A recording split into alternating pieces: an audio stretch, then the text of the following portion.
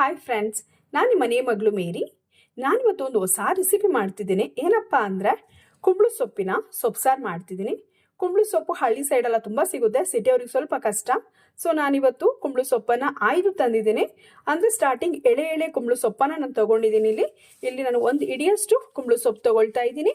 So ಕುಂಬಳ ಸೊಪ್ಪು ಸಾರು ಮಾಡಲಿಕ್ಕೆ ಏನೇನು ಬೇಕಪ್ಪ ಐಟಮ್ ಅಂತ ಹೇಳಿದ್ರೆ, ನಾನು ಕೊತ್ತಂಬರಿ ಸೊಪ್ಪು ತೊಗೊಂಡಿದ್ದೀನಿ, 1 ಕಪ್ ತೊಗರಿಬೇಳೆ ತೊಗೊಂಡಿದ್ದೀನಿ, 2 ಗೆಡ್ಡೆ ಬೆಳ್ಳುಳ್ಳಿ ತಗೊಳ್ತಾ ಇದ್ದೀನಿ, 2 ಈರುಳ್ಳಿ, 3 ಟೊಮೆಟೊ, 10ರಿಂದ 15 ಹಸಿಮೆಣಸಿನ್ಕಾಯಿ.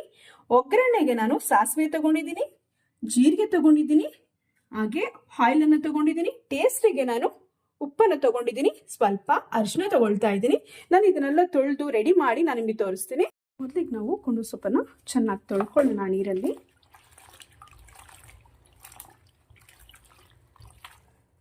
ತೊಳ್ಕೊಳ್ಳೋಣ.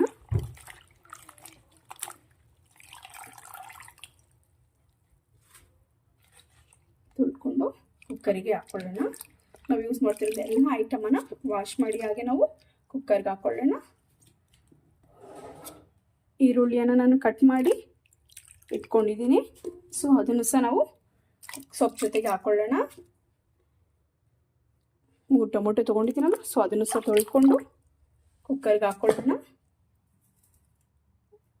2 ಗೆಡ್ಡೆ ಬೆಳ್ಳುಳ್ಳಿಯನ್ನು ನಾನು ತೊಳ್ಕೊಂಡು ಸಿಪ್ಪೆ ತೆಗೆದಿದ್ದೀನಿ ಆಲ್ರೆಡಿ. ತೊಳೆದ್ಬಿಟ್ಟು ನಾನು ಕುಕ್ಕರ್ಗೆ ಹಾಕೊಳ್ತಾ ಇದ್ದೀನಿ.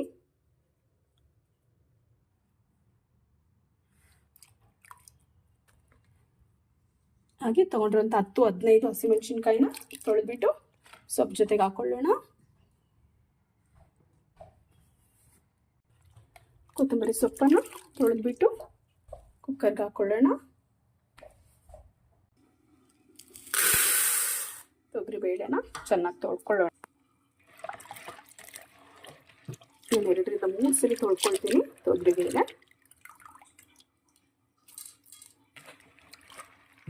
ತೊಳ್ಕೊಂಡಂಥ ತೊಗರಿಬೇಳೆನ ನಾವು ಸೊಪ್ಪು, ಟೊಮೆಟೊ, ಈರುಳ್ಳಿ, ಬೆಳ್ಳುಳ್ಳಿ ಎಲ್ಲ ಹಾಕಿರೋಂಥ ಕುಕ್ಕರ್ಗೆ ಹಾಕೊಳ್ಳೋಣ. ನಂತರ ರುಚಿಗೆ ಬೇಕಾದಷ್ಟು ಉಪ್ಪನ್ನು ಹಾಕೊಳ್ಳೋಣ.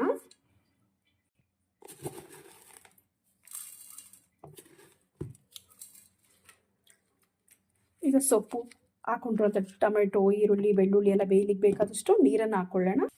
ತುಂಬ ನೀರೇನು ಬೇಡ. ಸೊಪ್ಪು ಮತ್ತು ಬೇಳೆಲ್ಲ ಬೇಯಲಿಕ್ಕೆ ಎಷ್ಟು ನೀರು ಬೇಕು ಅಷ್ಟು, ಯಾಕಂದರೆ ಇದು ತುಂಬ ಗಟ್ಟಿಯಾಗಿ ಮಾಡಬೇಕು, ತೆಳ್ಳಗೆ ಮಾಡೋ ಹಾಗಿಲ್ಲ. ಸೊ ಅದಕ್ಕೋಸ್ಕರ ನಾನು 1 ಚೊಂಬಿನಷ್ಟು ನೀರನ್ನು ಹಾಕ್ಕೊಳ್ತಾ ಇದ್ದೀನಿ. ಸೊ ಈಗ ಲಿಡ್ಡನ್ನು ಕ್ಲೋಸ್ ಮಾಡಿ ನಾನು 3 ವಿಸಿಲ್ ತಗೊಳ್ತೀನಿ. ಈ ಹದದಲ್ಲಿ ನಾನು ಬೇಯಿಸ್ಕೊಂಡಿದ್ದೀನಿ.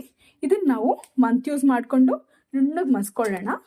ಮಸ್ಕೊಂಡು ಒಂದು ಒಗ್ಗರಣೆ ಕೊಟ್ಟರೆ ಕುಂಬಳ ಸೊಪ್ಪಿನ ಸೊಪ್ಪು ಸಾರು ರೆಡಿ ಆಗುತ್ತೆ. ನಾನು ನುಣ್ಣಗೆ ಮಸ್ತ್ಬಿಟ್ಟು ನಾನು ನಿಮಗೆ ತೋರಿಸ್ತೀನಿ ನಾನು ನೆಕ್ಸ್ಟ್ ಏನು ಮಾಡ್ತಾ ಇದ್ದೀನಿ ಅಂದ್ಬಿಟ್ಟು. ಬನ್ನಿ ಜೊತೆಲಿ ಸೇರಿ ಮಾಡೋಣ. ನುಣ್ಣಗೆ ಮಸ್ತು ಈ ಹದದಲ್ಲಿ ನಾನು ರೆಡಿ ಮಾಡ್ಕೊಂಡಿದ್ದೀನಿ. ಇಷ್ಟೇ ತಿಕ್ಕಾಗಿರಲಿ, ಇದು ತುಂಬ ತೆಳ್ಳಗೆ ಮಾಡೋಕೆ ಹೋಗಬೇಡಿ. ಸೊ ಇದಕ್ಕೊಂದು ಒಗ್ಗರಣೆ ರೆಡಿ ಮಾಡ್ಕೊಳ್ಳೋಣ. ಬನ್ನಿ, ಈಗ ಒಗ್ಗರಣೆಗೆ ಪಾತ್ರೆ ಇಟ್ಕೊಂಡಿದ್ದೀನಿ.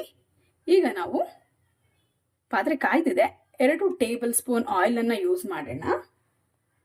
ಆಯಿಲ್ ಬಿಸಿ ಆಗಲಿ. ಆಯಿಲ್ ಬಿಸಿ ಆಗಿದೆ. ಈಗ ನಾವು ಸ್ವಲ್ಪ ಸಾಸಿವೆನ ಹಾಕೊಳ್ಳೋಣ, ಸ್ವಲ್ಪ ಜೀರಿಗೆನ ಹಾಕೊಳ್ಳೋಣ, ಸ್ವಲ್ಪ ಕರಿಬೇವು ಮಿಕ್ಸ್ ಮಾಡ್ಕೊಳ್ಳೋಣ, ಕಟ್ ಮಾಡಿರೋಂಥ ಈರುಳ್ಳಿನ ಹಾಕೊಳ್ಳೋಣ, ಒಂದು ಒಳ್ಳೆ ಮಿಕ್ಸ್ ಮಾಡ್ಕೊಳ್ಳೋಣ. ಎಲ್ಲ ಚೆನ್ನಾಗಿ ಫ್ರೈ ಆಗಲಿ.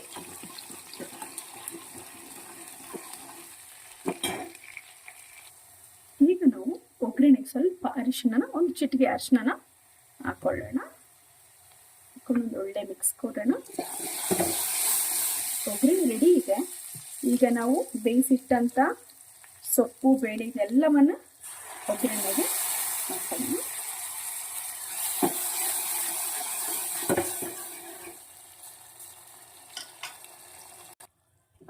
ಈ ಒಗ್ಗರಣೆನ ನಾವು ಮಾಡಿಟ್ಟಿರುವಂಥ ಸಾಂಬಾರಿಗೆ ಮಿಕ್ಸ್ ಕೊಡೋಣ.